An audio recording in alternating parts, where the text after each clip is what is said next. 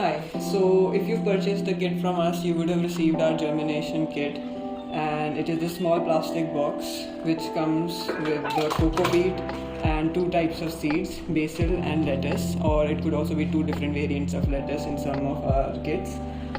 How to use this cocopeat is what I'm going to show you. You will first just take this cocopeat, all of it, because right now you don't know how much it will expand to. So you just take all of this cocopeat and fill this with water, more than halfway.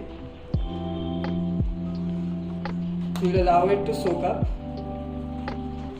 for the next 5-10 minutes, 15 minutes as it expands. As you can see, as it is absorbing water, it is expanding. You might have to add more water if that is insufficient, so just keep a lookout that all of it becomes completely soaked in water, but not soaking wet, just moist enough. So I'll add a little more water. We do give you more cocopeat than required, so you can actually save it, and cocopeat is something that can be reused after sterilizing it with sunlight and Dettol wash and other antiseptics like such.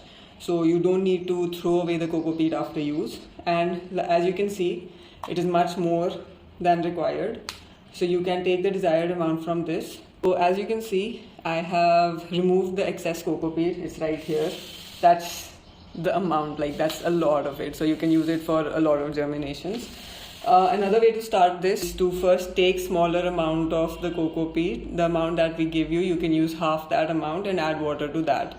Then if you feel that you need more cocopeat, you can add more and a little bit of water, and then you have to basically crush it so that there are no lumps remaining.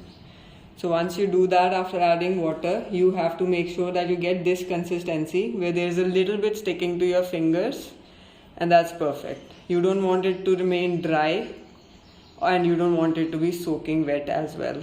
Otherwise, the seeds will not germinate well.